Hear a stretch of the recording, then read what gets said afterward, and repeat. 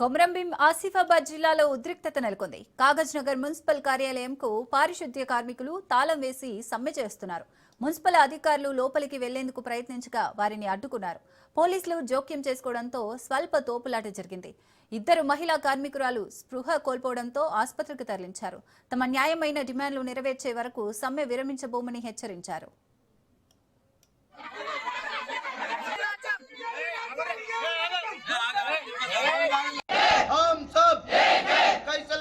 कैसे लड़ेंगे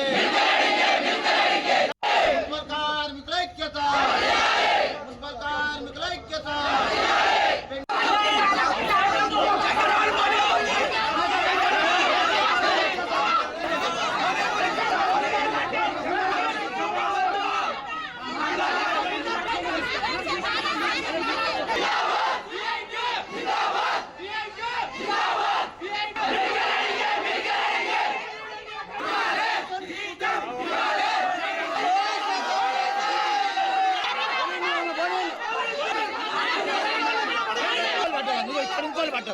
ఈ పోలీసులు ఆరించడానికి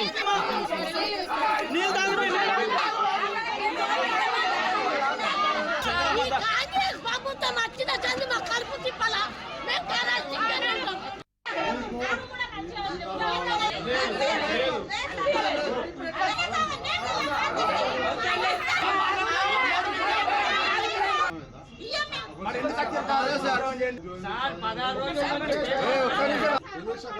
ఆర్డర్స్ ఉన్నాయి కాబట్టి ప్రయత్నం జరుగుతుంది.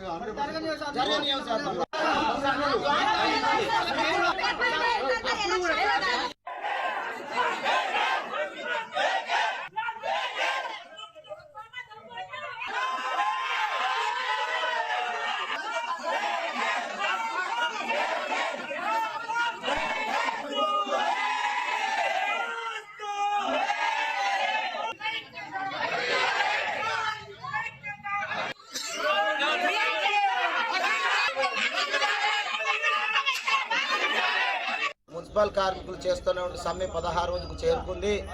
16 రోజుల తర్వాత కలెక్టర్ గారు మీ వేతనాల కోసం మీ పిఎఫ్ కోసము రండి అని మన పోలీస్ డిపార్ట్మెంట్ సిఐ గారే మాకు చెప్పడం జరిగింది. సరే సార్, మీ మాట కూడా విని మేము చర్చలకు తప్పకుండా వెళ్తామని ఆసిఫాబాద్కి వెళ్ళి కలెక్టర్ గారు, అడిషనల్ కలెక్టర్ గారు, సబ్ కలెక్టర్ మేడం కూడా అందరూ ఉన్నారు.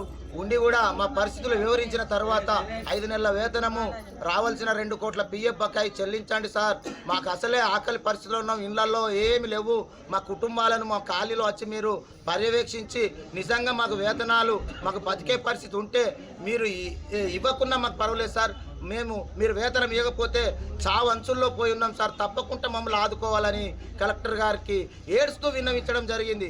అయినా వాళ్ళు మీకు ఇప్పుడే వేతనాలు మా దగ్గర లేవు, అవసరమైతే ఇంకా కొంత టైం తీసుకొని చెప్తాను తప్ప ఇప్పుడు అనుకున్నట్టు వేతనాలు అయితే లేవు, మీరు తక్షణమే మీరు వెళ్ళి పనిలోకి వెళ్ళండి. అయితే కడుపుకు అన్నం పెట్టడాట కానీ పని మాత్రం చేయాలట.